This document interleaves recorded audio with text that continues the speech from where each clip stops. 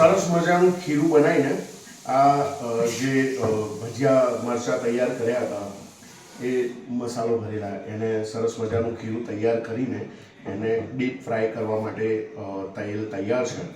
તો એને હું હવે અહીંયાથી ડીપ ફ્રાય કરવા માટે અંદર મૂકું છું.